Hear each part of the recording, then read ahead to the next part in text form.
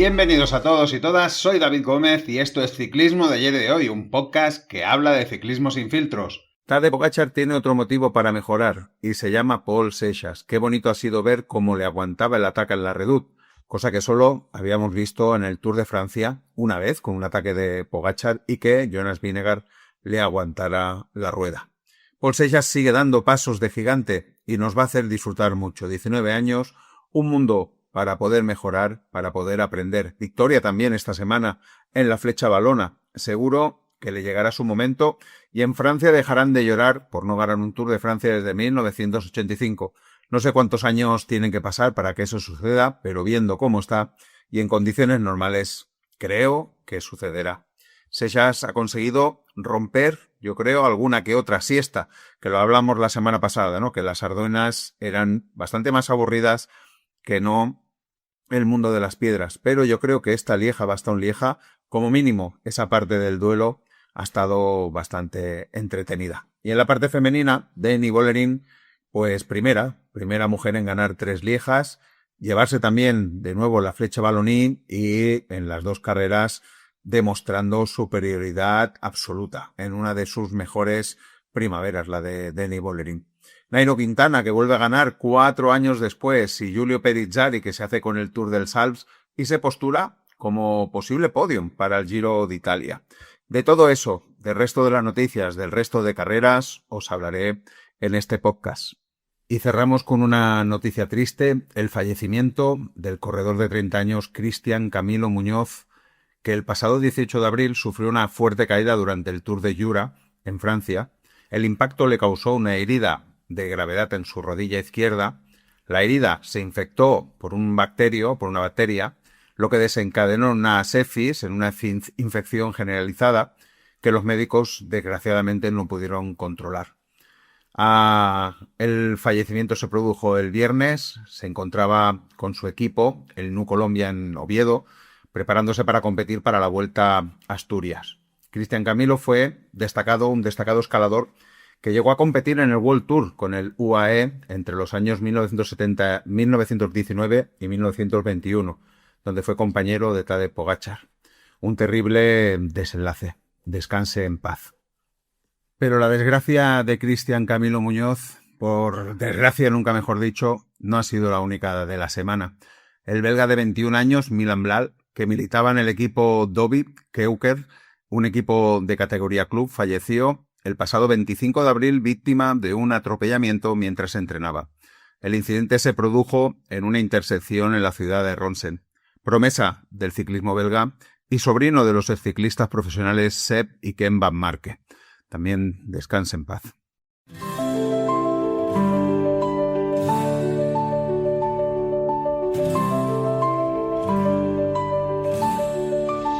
Y vamos con la Lieja-Bastogne-Lieja y os decía en la entradilla que fue divertida mientras duró el duelo Seixas-Pogačar.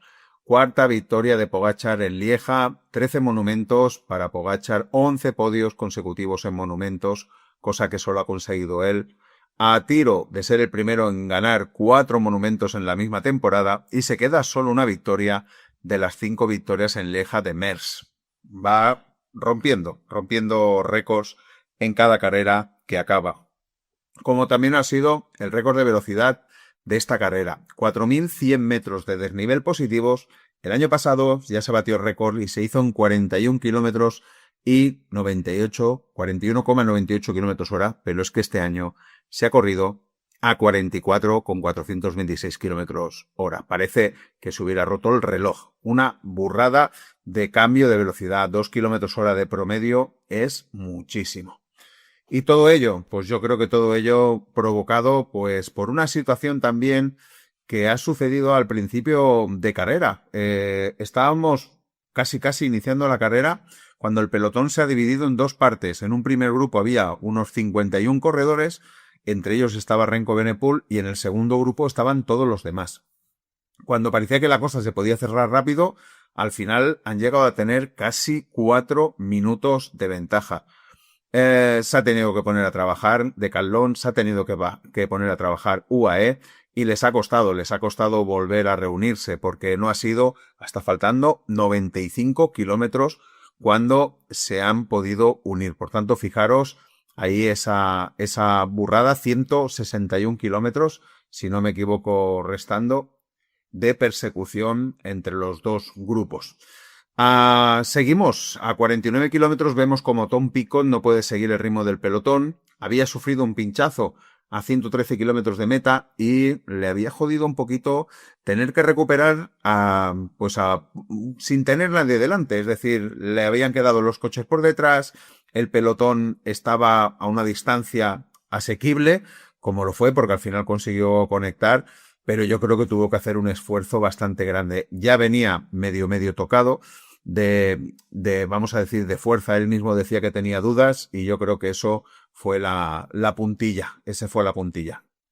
Nos tenemos que ir ya a 48 kilómetros en la Côte de Lesnier y aquí lo que vemos es que se queda ya Sivakov y solo le quedan dos compañeros a Tadej Pogačar. Uno es Novak y el otro Cosnefroy. Se me antojaba poco, pero bueno, lo supo administrar bien Pogačar como lo suele hacer. A 44 kilómetros, camino de la Ruta, vemos que hay pues un intento de descolocar también a UAE. Se pone EF a Tiral, Lidl, Visma, todos con su línea y UAE pierde por un momento la posición. Eso hace que tengan que trabajar más para volver a cogerla. No se podía entrar mal colocado en la reduta. 40 kilómetros incluso Astana también se pone delante tirando fuerte y de nuevo UAE pierde esa posición. Vemos que Sivakov intenta hacer un esfuerzo grande por volver al grupo y lo consigue, pero solo consigue llegar a la cola, porque entre tanto estira y afloja, vuelve a quedarse a los pocos kilómetros. Vamos a entrar en la Redoute y el que entra en primera posición es un Bahrein apretando, cosa que le hace unos metros a Cosnefroy, que yo creo que le venía ya bien porque era el único que quedaba. Quedaban 35,5 kilómetros y ya Cosnefroy sabe que tiene que darle todo porque va a atacar Tadej Pogačar. Nada, inicio de la Redoute y ya vemos que Benepul pues no puede. Se queda descolgado y fuera de la quiniela para la victoria, como mínimo. Iba a decir para el podio, pero no, para la victoria. A 34,9 ataca Pogačar y vemos ese momento que hemos dicho, ¿no? Seixas a rueda, un momento espectacular por la emoción de saber si iba a aguantar o no. Son esos momentos que hacen que vivamos el ciclismo con mucha intensidad. Seixas retorciéndose sobre la bicicleta. Cuando quedan 400 metros para coronar, se ve que lo pasa mal porque se abre como unos poquitos metros entre uno y el otro, pero baja la cabeza, aprieta y consigue aguantarle la rueda. Pogačar también necesita parar en esa Côte de la Redoute. Quizás se le había hecho largo el ataque, quizás le había faltado, como digo, un compañero más para poder atacar un poco más lejos. La cuestión es que al final coronan juntos la Redoute, a unos 20 segundos Esquelmos y el grupo, donde estaba Benepul, a un mundo. Y como decía, la segunda vez que veíamos que un corredor le podía aguantar un ataque a Pogačar. Y cuidado con las declaraciones de Seixas al llegar a meta sobre ese momento. Dice, en ese momento todo se veía borroso.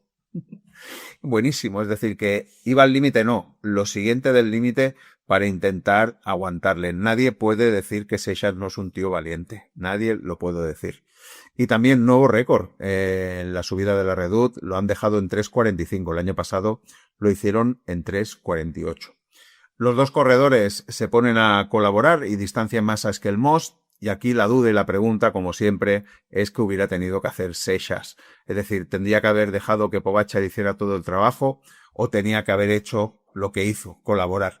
A mí me da que vuelve a ser un poco el discurso que dio Van der Poel, el respeto, ¿no? El respeto a Pogačar y prefieren tener el respeto a Pogačar y luego pagarlo que, bueno, al final a pasar por unos chupones de rueda. Pero yo creo que aunque Seixas no le hubiera dado ni un solo relevo, me parece que tampoco hubiera podido aguantar en la última cota. El mismo Pogačar, cuidado, comenta que le pasaba muy fuerte al relevo. Eso sí que a lo mejor le podía pasar un poquito más flojito. Y que Pogačar se estaba preparando mentalmente para tener un duelo a dos en el final, un sprint con Seixas. Es decir, que él ya en ese momento está evaluando las posibilidades de que no pueda dejarlo, porque lo ve muy fuerte. A 30 kilómetros, Evenepoel por detrás lleva al grupo y cazan a Esquelmós. En ese momento están a 37 segundos del dúo. A 27 kilómetros salta un grupito de 6 corredores con un Pello Bilbao muy activo durante toda la jornada. Parece, como en el caso de Jon Izagirre, que después de haber ya dicho que se retiran esta temporada, es como si se hubieran quitado un peso de encima y es aquello de ahora ya puedo hacer lo que me dé la gana porque es mi última temporada. Y yo, que me alegro un montón porque los hemos visto los dos muy bien en esta carrera. Y con Jon Izagirre incluso besando el suelo, es decir, que se cayó al principio de la carrera, pero pudo estar ahí en el grupo de los mejores. A 24,2 kilómetros se está subiendo la Côte de Forges y ahí se juntan los dos grupos, esos 7 que iban por delante con el grupo perseguido. Y llega el momento culminante, a unos 14,4 kilómetros se comienza a subir la Roche Falcons y hay un primer ataque de Pogačar que dura aproximadamente unos 40 segundos y Seixas aguanta. Y en el segundo ataque, a 500 metros de coronar, ahí es cuando ya no puede y lo deja. Y fijaros, en esos 500 metros le saca 24 segundos Pogačar a Seixas. Ahí sí que ya creo que lo que dice Alix, que se le había, subido el capó, ¿no? En cierta manera. Luego consigue controlar esa distancia, sobre todo con los que viene detrás, no con Pogačar. Detrás, Esquelmós, que tiene ganas de hacer tercero, se va de nuevo del grupo y vemos que es Jon Izagirre el que está haciendo la persecución de Matías Esquelmós. Renko tirando por detrás, ahí ya quedan unos 8 o 9 kilómetros y quejándose de que nadie le pasa al relevo. No sé si es un poco de impotencia por no estar delante, pero es que está clarísimo que un relevo de Renko Evenepoel, vaya, ¿quién aguanta un relevo a Renko Evenepoel? Además los estaba dando con muchísima fuerza. No acabará aquí la cosa antes de la victoria de Pogačar, porque habrá un ataque de Renko Evenepoel que conseguirá él contactar con Esquelmós y aquí se acabará la historia de Esquelmós por llegar en solitario en la tercera posición. Al final, Pogačar entra victorioso, señalando al cielo, dedicando la victoria al que había sido su compañero de equipo Cristian Camilo Muñoz. Otra gran victoria para Tadej Pogačar, que la verdad le ha costado un poquito más, como mínimo un poquito más, y más atendiendo a sus declaraciones cuando decía que faltando 30 kilómetros estaba pensando si iba a acabar eso en sprint o no. Pol Seixas acabará en segunda posición, haciendo una grandísima carrera, y yo creo que aquello que se suele decir, los mimbres de lo que pueda pasar. Yo creo que también esta carrera la tiene en sus piernas. Y bonito el momento en que Pol Seixas va a felicitar a Tadej Pogačar y se le ve esa mirada de ver a un ídolo, ¿no? Porque yo creo que para Pol Seixas, Tadej Pogačar, sin duda alguna, es un ídolo. Fijaros que, no sé, hace 4 años, cuando Pol Seixas tenía 15, Tadej Pogačar ya estaba ganando y seguro que se vería en ese espejo y ahora mismo estaba compitiendo contra él. Es una pasada las vueltas que puede dar la vida y sobre todo para un chaval de 19 años. En el grupo perseguidor se estaba jugando la última plaza del podio, speeding largo del grupo y Renko Evenepoel que consigue hacerse con la tercera victoria. Cuarto, Emil Bestringe, brutal para mí, este corredor, cómo está creciendo, cómo sigue creciendo como corredor también de carretera. Quinto, Egan Bernal, que también ha tenido un buen rendimiento. Sexto, Pello Bilbao. Séptimo, Román Gregoire. Octavo, Cristian Scaroni. Noveno, Tobias Halland Johannesen. Décimo, Filippo Zana. El grupo era bastante grande, llegan hasta la posición número 24 y claro, ahí se han enterrado las posibilidades de hacer un buen puesto Jon Izagirre 21 o por ejemplo el bueno de Cianu de Broex del Movistar que ha acabado en la posición 23 o Matías Esquelmós que ha acabado en la posición número 17. Y la última curiosidad sobre la carrera masculina es que la UCI ha multado con 5.400 euros a Tadej Pogačar por emplazamiento incorrecto de la publicidad en el maillot de campeón del mundo. Bueno, esas cosas que tiene la UCI y que se fija mucho en esas y no se fija en otras, como se suele decir. Y nos vamos a la carrera femenina, que como siempre han conectado bastante tarde. Es una lástima que no pueda haber, no sé, una difusión doble, pero por suerte, como la carrera masculina ha acabado antes de lo previsto por ese récord de velocidad, pues hemos podido ver algunos kilómetros más en directo.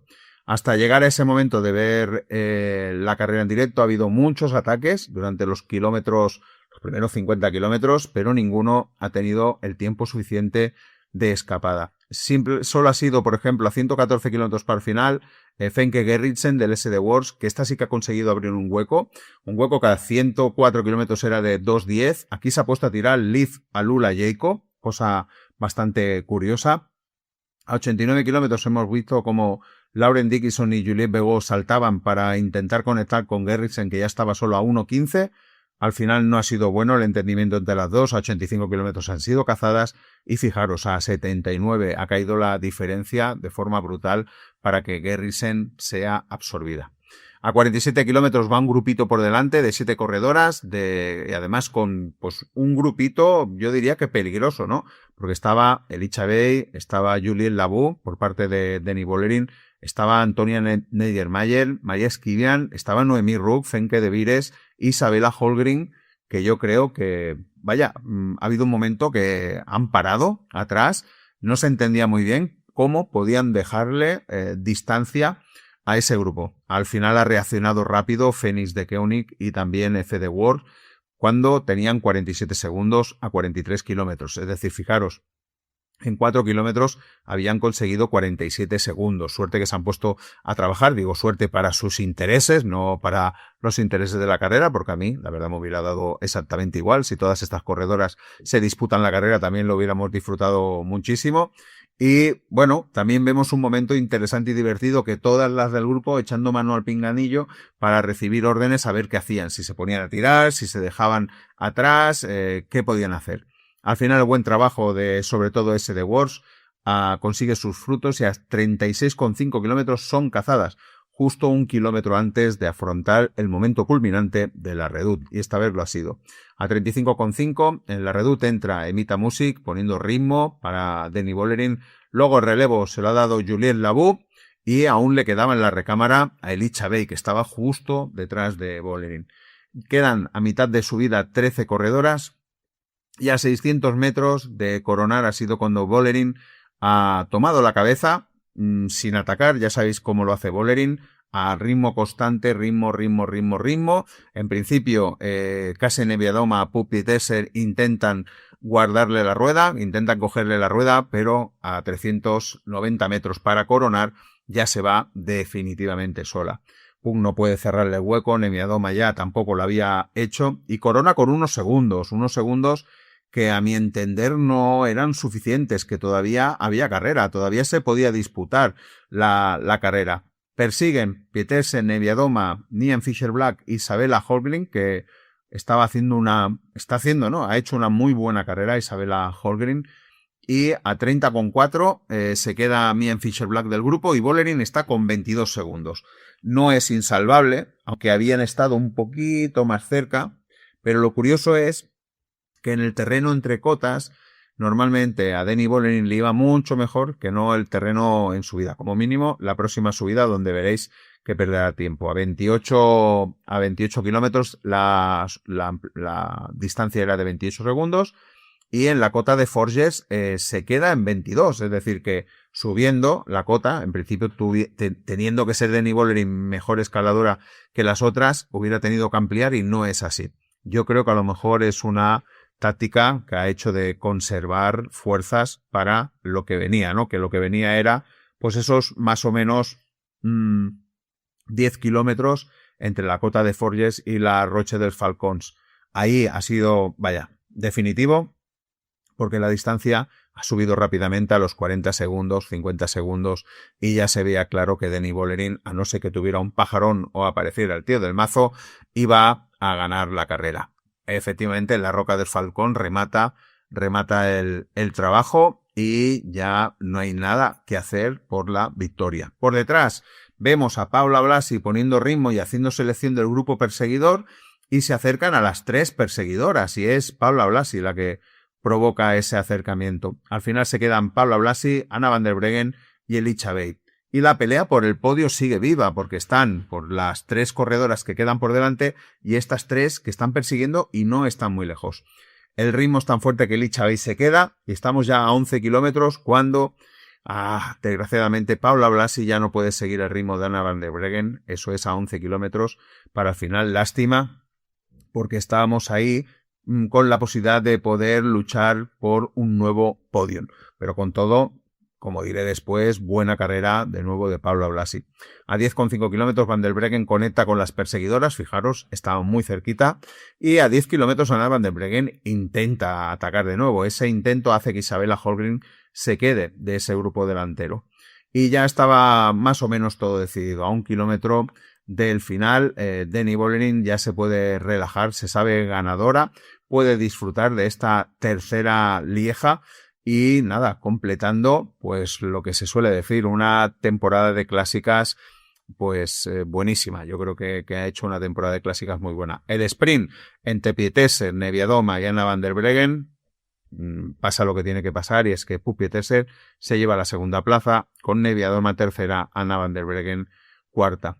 Por detrás, Paula Blasi había cogido a Isabella Holmgren y le gana el sprint, por tanto Paula Blasi quinta. Grandísima carrera, el mejor resultado en una Lieja de una española sin lugar a dudas, y yo creo que nos va a hacer disfrutar muchísimo nos va a hacer disfrutar Paula Blasi, porque tiene valentía, coraje y además fuerza. Séptima, Elisha Bey, que iba en un grupo con Madeleine Ballerins, que hacía octava, con Juliette Labou, que acababa novena, y con Asele Dubó-Prevot, que si no me equivoco es la hermana de Pauline Ferrand-Prevot. 29 años, por lo que veo, acaba de fichar por el equipo, bueno, acaba de fichar, era una corredora que no hacía ruta o no había hecho ruta, y este año 2026, pues a sus 29 años, ha fichado por Education First.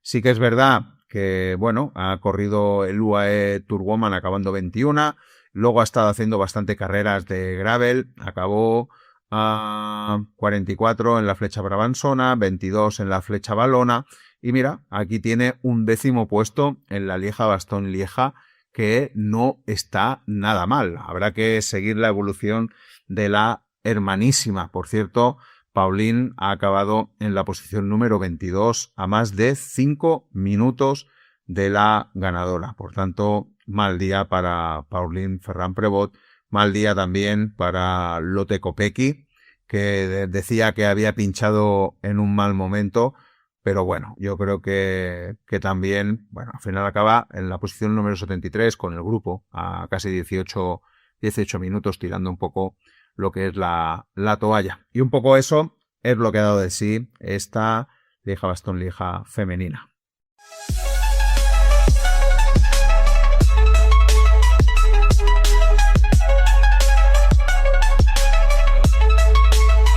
Y comenzamos las noticias de la grupeta y comenzamos con la presentación del Grand Depart Tour de Francia FEMS 2027. Londres acogerá la primera contrarreloj por equipos de la historia del Tour de Francia femenino, una etapa que formará parte del Grand Depart de 2027 en Gran Bretaña. La confirmación de ASO añade un nuevo hito a una salida ya histórica que llevará la carrera a suelo británico durante sus 3 primeras jornadas.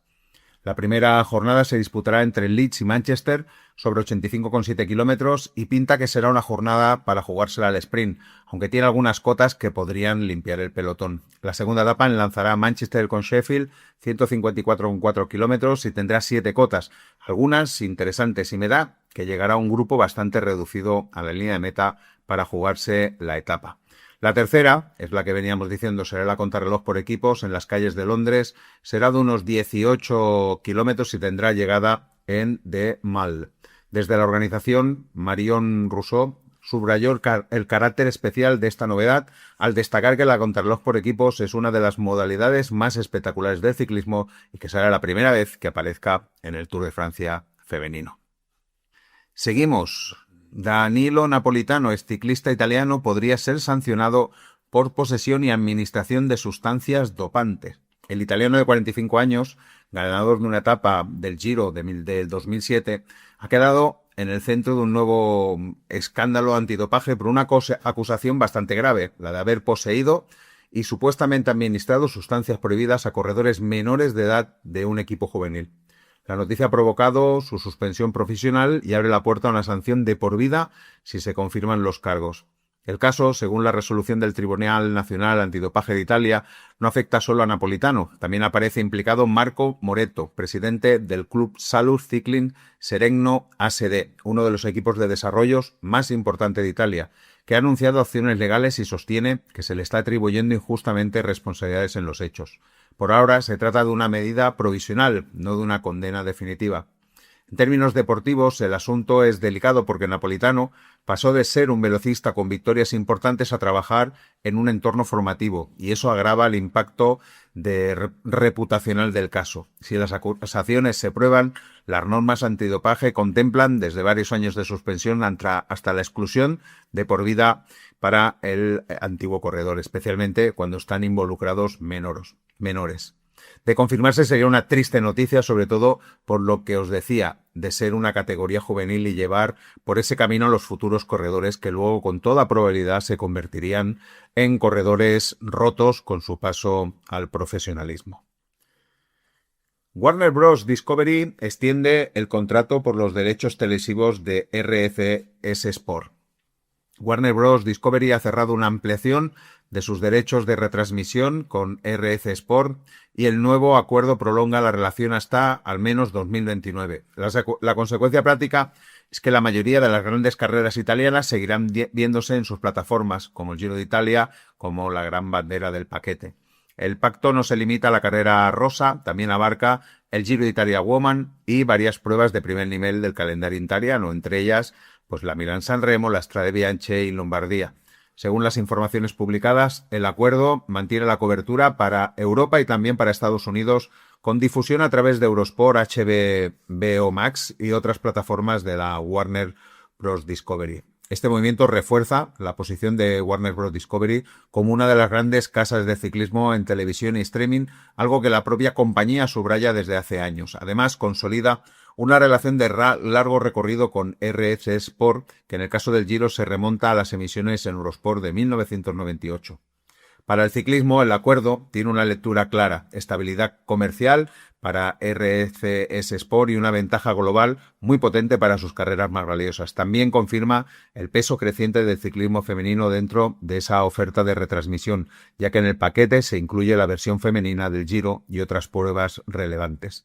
Ante las dudas que se había creado hace unos meses con las diferentes ofertas de compañías de la plataforma HBO Max, creo que es una buena noticia de estabilidad para el ciclismo y supongo que se ampliará al resto de calendario a medida que vayan cumpliendo la finalización de los contratos en vigor y se tengan que renovar. Y vamos con otra noticia de ciclismo femenino, y es que SD Works busca un segundo patrocinador. Ya os comenté la semana pasada, cuando os hablaba de la Amstel, que el SD Works había perdido gran parte de su potencial y que no veía una reacción. Pues bien, parece que se está dando pasos en ese sentido, pues están buscando un segundo patrocinador para reforzar la estructura económica del equipo y poder seguir compitiendo al máximo nivel, en un contexto en el que el ciclismo femenino sigue creciendo y también lo hacen las necesidades del presupuesto.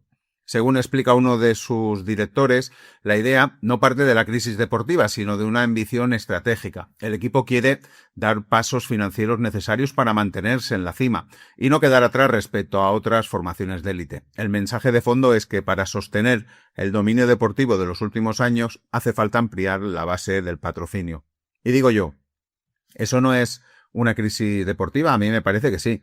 Antes aplastaban a sus rivales con Denny Bollerin, Lorena Vives, Lotte Kopecky, Marlene Reusser, y eso que no es la Marlene Reusser de ahora, convertida en una corredora para generales también. Dominaron el ranking femenino durante 9 años consecutivos, y creo recordar que esas mismas 4 corredoras eran las primeras del ranking en algún momento de ese dominio. Todo eso ha desaparecido. No han podido mantener a Bollerin en el equipo, a Reusser tampoco, aunque supongo que el caso de Reusser la defenestraron tras todo lo que pasó en 2024, y tampoco han venido corredoras que puedan ser un diferencial, pues el retorno de Anna van der Breggen tampoco ha cuajado como se suponen que esperaban. Hay que pensar que con la entrada de ese segundo patrocinador veremos movimientos de mercados interesantes y que comenzarán con el SD World captando alguna gran corredora, y eso hará que se mueva todo el dominó de corredoras de un equipo a otro, haciendo circular el dinero de esos fichajes. Y qué decir, ya lo he comentado algunas veces, yo encantado con la situación actual. Me parece mucho más divertido que haya alternativas y que no todo esté controlado por un mismo equipo como pasaba durante esos más o menos 9 años. Y seguimos hablando de segundos patrocinadores, y es que la guerra de Irán afecta a Bahrein. La situación de inestabilidad geopolítica en Oriente Medio, marcada por el conflicto bélico entre Estados Unidos, Israel e Irán, están generando repercusiones directas en el equipo ciclista Bahrein Victorious. La creciente inseguridad regional y la escalada de tensiones han impactado negativamente en la estabilidad financiera de la formación, lo que ha forzado al equipo a iniciar una búsqueda urgente de nuevos patrocinadores para asegurar su futuro económico. El equipo espera ese nuevo patrocinador antes del Tour de Francia y se está hablando de una inversión de unos 6 millones de euros. Irán llevó a cabo un ataque con drones a principios de marzo contra el complejo de la refinería de Sitra de Papur Energy, una empresa estatal de petróleo y gas de Bahrein. Bakko declaró el estado de fuerza mayor. Esta es una doctrina legal que las empresas suelen invocar en tiempos de conflicto o desastres naturales. El estado de fuerza mayor declara que una parte se encuentra temporalmente incapacitada para cumplir con sus obligaciones legales o financieras como resultado de eventos extraordinarios fuera de su control. Bakko es uno de los patrocinadores de Bahrein y ese estado de fuerza mayor hizo que hubieran algunos retrasos en los pagos de los salarios de los componentes del equipo. Creo que he leído durante un par de meses. A día de hoy, según el equipo, ya todo está solucionado y al día.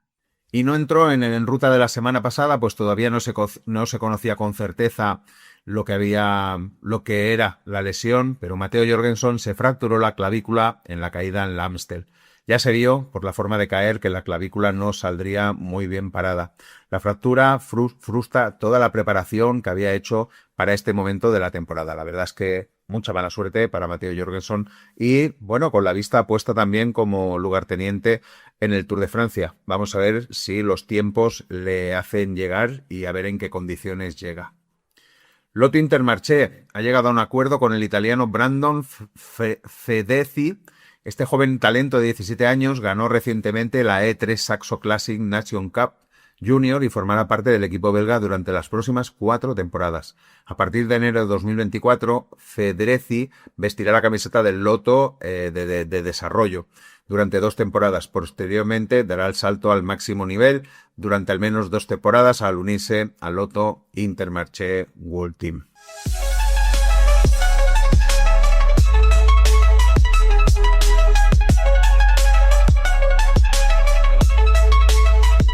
Y ya estamos en las otras carreras y comenzamos, como no, con la flecha valona.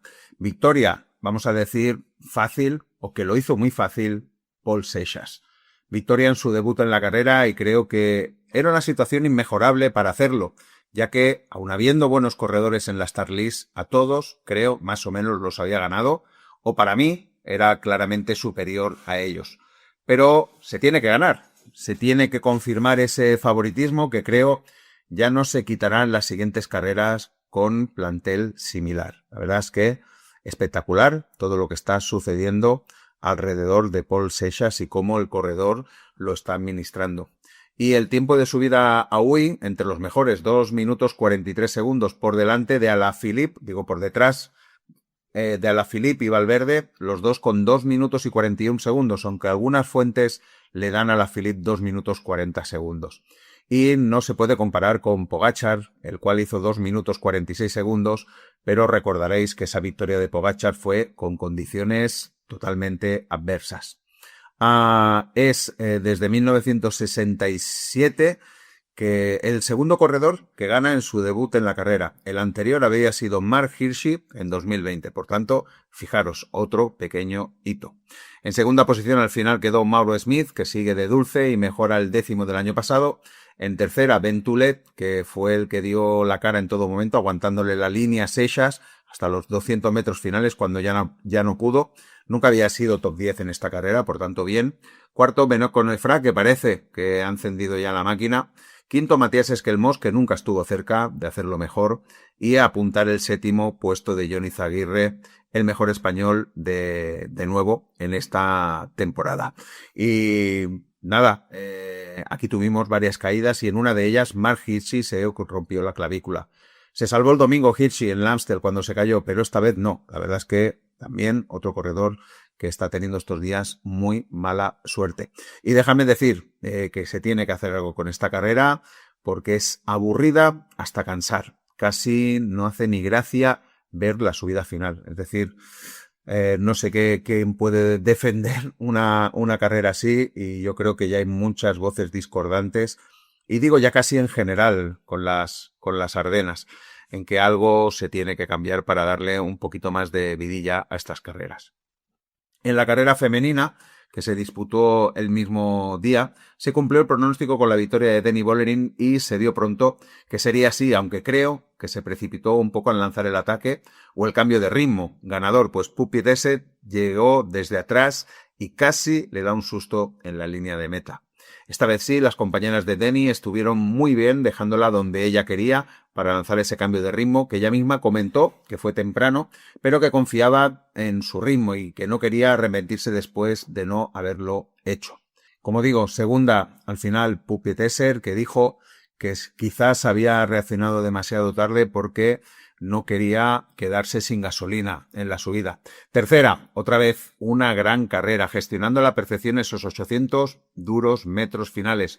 Por momentos estuvo segunda, pero el cohete de Petersen le superó en los metros finales. Pero con todo en su debut, gran carrera para Paula Blasi. Y primera española que hace podio en esta carrera. Y de nuevo otra carrera que no estaba en la planificación de la corredora, pero que tenía que disputarla por las bajas. Y ojo, que como comentaba la cuenta de X del Esterrato, si Elisa Longo por Guinea hubiera estado bien, Paula hubiera tenido que trabajar con toda probabilidad para ella y quizás no hubiéramos visto lo que hemos visto. No se puede estar más de acuerdo con esa afirmación y vaya, nos alegramos de que haya sido así y a ver si ahora ya empezamos, no sé, a ver a Pablo Blasi pues con esa cancha que se le puede dar después de estos grandísimos resultados que está obteniendo. Cuarta, Kasen Eviadoma. Quinta, Anna van der Breggen, que no pudo acercarse a ganar por octava vez la carrera que ganó durante 7 años consecutivos. Y luego tuvimos el Tour del Salps, carrera 2.pro, se disputó bajo 5 etapas y donde el ganador fue el que todos teníamos en mente una vez comenzaba la carrera. Quien más, quien menos confiaba en que Giulio Perizzari se haría con la victoria como así ha sido. Al final Giulio Perizzari pudo ganar, vamos a decir que con cierta facilidad. Es cierto que este Tour del Sal no ha sido tan electrizante como los dos últimos, pero está claro que lo que sucedió en los dos últimos Tour de Salps es complicado, ¿no? Que se pueda, no sé, que pueda pasar todos los años. La carrera tampoco ha sido aburrida, ha estado bien, ha habido ataques, pero bueno, ha faltado un poco de chispa. Quizás le salva la última etapa que estuvo muy bien. Si queréis, repasamos en la primera etapa la más asequible. Se esperaba un sprint, además sin muchos especialistas al sprint, con lo que se abría un abanico muy grande de posibilidades y la victoria fue para Tommaso Dati del Team Yuko, que había ganado una etapa en la Settimana Coppa Bartali. Corredor que estuvo a prueba el año pasado en Cofidis y que, bueno, podría considerarse una cierta sorpresa, aunque ya digo, que al no haber especialistas también entraba en las quinielas. Tercera victoria del año para el equipo japonés. Segundo aquí fue Tom Pico cazando bonus y parecía que tenía ganas de hacer una buena carrera. Y durante la etapa también Ben O'Connor también se llevó 2 segundos, que parecía también que pintaba que quería hacer buenas cosas, que al final no ha sido así.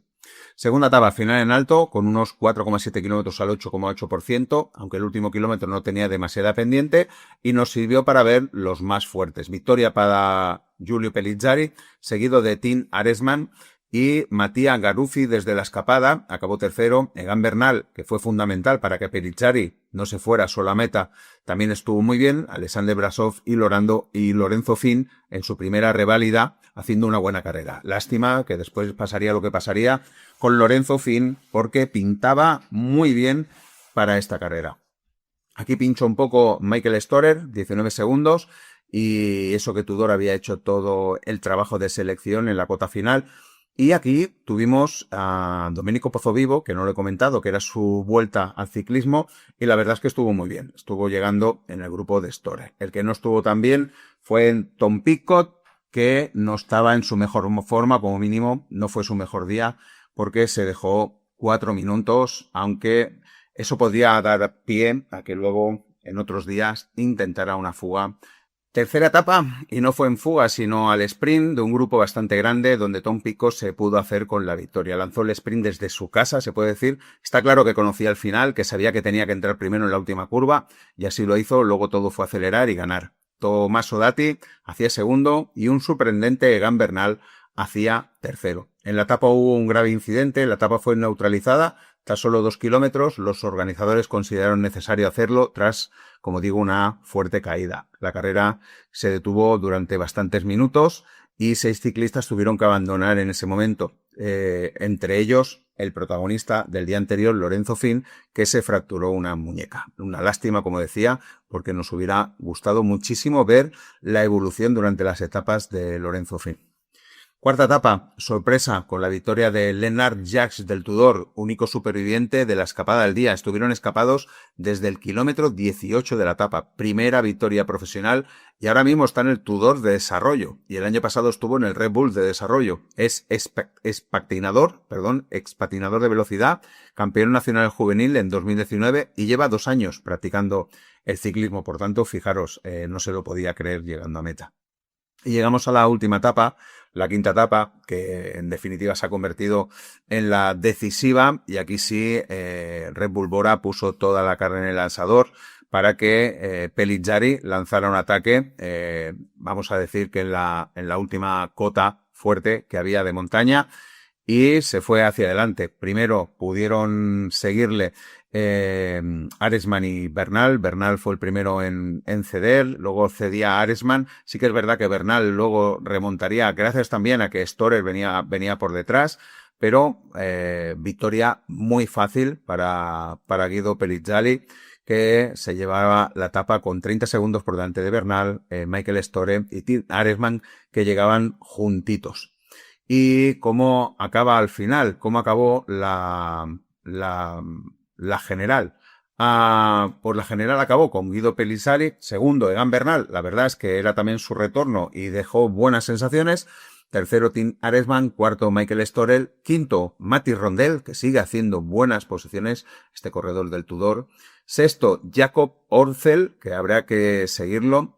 Séptimo Chris Harper, octavo Ben O'Connor, noveno Alexander Vlasov, décimo Gianni Aleotti. Y tenemos que buscar a nuestro amigo Domenico Pozzovivo en la posición número 14. Al final ha podido sumar 10 puntitos para el Solution Tech Nippon Rally, y la verdad es que bueno, ha sido por culpa también de esta última etapa, porque estaba ahí luchando en la posición 11, que le hubieran dado 30 puntos. Pero vaya, como retorno, yo creo que está súper bien para Domenico Pozzovivo. Y después de esta victoria, Giulio Pellizzari se postula como otro de los aspirantes que están en ese segundo escalón para, pues no sé, ponérselo un poquito más difícil a Jonas Vingegaard. La semana pasada hablamos de Adam Yates, que viendo que Joao Almeida no está en sus mejores condiciones, pues se postulaba, y ahora pues tenemos aquí a Pellizzari como un corredor a seguir en el Giro de Italia. Vamos a ver en qué acabará todo. Más carreras. Se disputó la EPZ Onloop Van Borsel Women 1.1. Victoria para Nicole Stinga del AGS Insurance al sprint. Diría que su primera victoria profesional, pues las otras dos son .2. Segunda quedó Eri Botman y tercera Dina Scavone. Más carreras femeninas, el Gran Premio de la Liberazione Donne 1.1. Recordaremos hace un año que fue la primera victoria profesional de Paola Blasi, y fijaros dónde la vemos ahora. 16 vueltas a un circuito en Roma con un total de 96 kilómetros. Cada vuelta incluía una corta subida de 700 metros con una pendiente alrededor del 3,5%. Y Gianni Liecci del Nescitis atacó en solitario para cruzar la meta con 18 segundos de ventaja sobre Magdalena Leis del UAE de desarrollo, con solo 18 añitos. Nina Kessel del Nescitis ganó el sprint del grupo perseguidor a 40 segundos. Es la primera victoria profesional de la suiza Liecki, de 23 años, y primera no .2, ni nacional para el equipo continental suizo Nechetis, que lleva 2 años de historia. Y nos pasamos ahora por la Vuelta a Asturias. Os tengo que confesar que cuando vi la Star-List y vi a Nairo Quintana así, pensé, Nairo Quintana puede ganar la carrera, pero también pensé, Nairo Quintana tampoco es que esté haciendo mucho por dejarse ver, y pensé más, no sé, en ese trabajo por darle relevo a Diego Pescador. Y por eso aposté más por la victoria de Diego Pescador como corredor de Movistar que no como Nairo Quintana. Aunque está claro que Nairo Quintana todavía, como ha demostrado, tiene pilas para poder ganar como mínimo una carrera como la Vuelta a Asturias. Y vamos con ese repaso de las etapas y empezamos, como no, con la primera etapa. Fue modificada, quitándole 2 puertos de montaña, entre ellos la subida al Fitu, la más dura del día. La organización dijo que no era cosa suya, que eran causas ajenas a la competición. Luego se pudo ver en redes sociales una foto de un camión atravesado justo en esa subida del Fitu. Y sorpresa mayúscula por la victoria en esta primera etapa fue para Graviel Lairac, del ABC Aix-Provence Dole, 19 años, primera victoria profesional. Ganó al sprint de un grupito que se adelantó a los favoritos. Y como decía Rubén, en nuestra grupeta de Telegram no tenía ni foto en Pro Cycling Stat. Espero que ahora ya se la hayan puesto. En la segunda etapa, victoria para Nairo Quintana, que tenía un motivo poderoso para ganar, y es que, como explicaba al principio del podcast, ese mismo día se conocía el fallecimiento del colombiano Cristian Camilo Muñoz, al que le dedicó la victoria. Etapa de perfil duro, sobre todo en la parte final, aunque no se llegaba en alto. Quintana atacó a 7,7 kilómetros para el final, en la última subida, y pudo sacarle 26 segundos a Adrià Pericas y 1,21 a su compañero de equipo Diego Pescador. Hacía 4 años que Nairo Quintana, 4 años y 2 meses que Nairo Quintana no ganaba en el circuito profesional. Su última victoria es el Tour del Salt Maritins do Bar, que era una carrera en ese momento 2.1. Por tanto, mira, una buena victoria para ese adiós que está haciendo durante este año. En señal de duelo, todos los corredores del NU Colombia que estaban disputando la carrera no salieron a disputarla, como es normal. Tercera etapa, victoria para el mexicano Edgar David Cadena del equipo continental alemán Team Stock. Tercera victoria profesional para el corredor, primera para el equipo que años atrás había sido un equipo de club, y la carrera fue pues a 29 kilómetros para el final, subiendo el último puerto, atacó desde el pelotón y tuvo la fuerza suficiente para llegar en meta en solitario. En esta etapa también se produjo una caída que por suerte quedó en un gran susto. Carlos García Pierna iba escapado en solitario y bajando el penúltimo puerto del día. Un guardia civil le indica que afloje, que se encontrará con un cambio de rasante y luego justo una curva, y o no lo hizo, o no le dio tiempo, o no apretó los frenos suficientemente. La cuestión es que se salió recto por la curva para tocar con un poste de madera de los que delimitan el campo. Pudo haber sido mucho peor.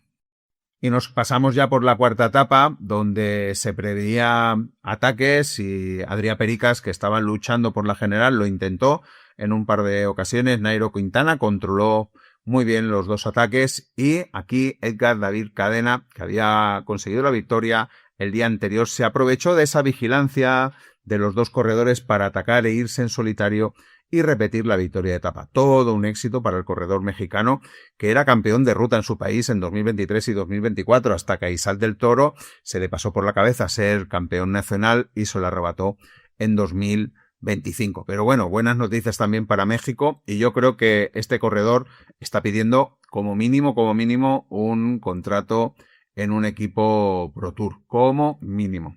Y nos quedaba una carrera más, que era el Giro del Apenino, con un terreno bastante quebrado, eran casi 3.000 metros de desnivel. Aquí se preveía que el Team Polti podía ser uno de los equipos que pudiera ganar la carrera, porque tenía, a mi entender, los 2 corredores más fuertes. Uno era Ludovico Crescioli, que al final es el que se ha llevado la victoria, por delante de Thomas Pesenti, que también era otro que estaba muy fuerte, y la verdad es que ha sido al sprint y se la han ganado a Domenico Pozzovivo. Ojo con Domenico, que acaba de hacer aquí sus 70 puntitos UCI, que le vendrán muy bien al Solution Tech Nippon. Un Domenico Pozzovivo que hacía muchos años que no hacía posiciones así tan buenas en carreras de un día. Pues mira, ya le empieza el equipo a sacar partido a Domenico Pozzovivo.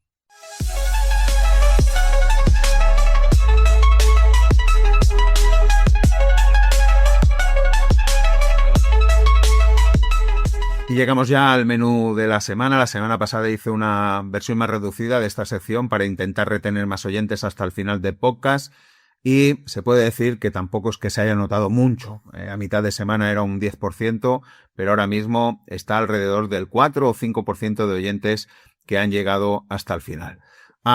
Esta semana he querido hacer una versión mixta y veremos la semana que viene qué iremos haciendo. Por lo pronto sigue el Tour de Turquía, que ya sabéis que se disputa desde domingo a domingo, 2.pro. Y el martes ya tenemos el Tour de Romandía, carrera World Tour. Además, con tocada de muerte no solo por los patrocinadores, sino que también 4 equipos World Tour han declinado correr la carrera. En la prelista, Pogačar, Roglic, Lipovic, Tiberi, Onley. Una nueva mosca para el corredor esloveno que para completar su álbum le falta esta y el Tour de Suiza para tener las 7 grandes pruebas de una semana. Ni un día para sprinters con un prólogo inicial de 3 kilómetros y 5 etapas más o menos iguales con un puerto duro antes de llegar a meta. En 4 de ellas se tiene que bajar y solo en la última se acaba en alto. Parece ser que podría ser, pues eso, una nueva victoria para Pogačar, pero vamos a ver, es interesante también a ver la evolución, sobre todo yo diría más de Lipovic que no de Roglic, porque Roglic lo vemos como más tranquilito para llegar a la Vuelta a España, pero Lipovic sí que puede ser una buena puesta a punto. El viernes tenemos la clásica ESCOM Frankfurt World Tour. El viernes el Gran Premio Imozone Waller 1.1 femenino. El viernes comienza el Gran Premio Inicolor, una carrera 2.1 portuguesa, que tiene, pues eso, 4 etapas y estarán por allí los equipos Pro Tours españoles. El sábado también tenemos el Festival Elsie Jakov Agarnin 1.1 femenina. Y el domingo ya tenemos aquí la Vuelta a España femenina by Carrefour. Ya sabéis que es una carrera World Tour. Espero compartir la previa días antes de la celebración, aunque tengo un problema al estar fuera unos días.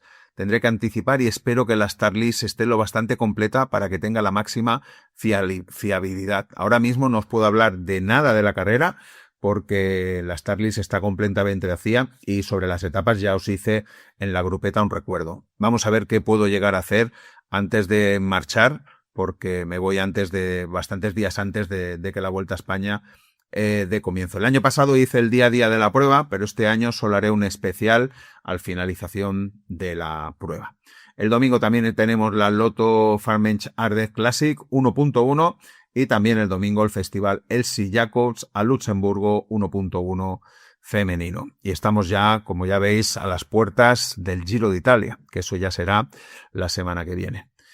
Muy bien, pues nada, daros las gracias por acompañarme una semana más en este podcast de ciclismo de ayer y de hoy. Espero que os haya servido para, pues eso, informaros, para, no sé, conocer cosas que a lo mejor no habíais tenido tiempo de leer, de escuchar o de ver, y sobre todo para entreteneros. Si todo eso sucede, yo me doy por satisfecho. Nos escuchamos, vamos a ver en qué momento de la semana que viene, y como siempre digo, sed felices, disfrutad del ciclismo. Chao, chao.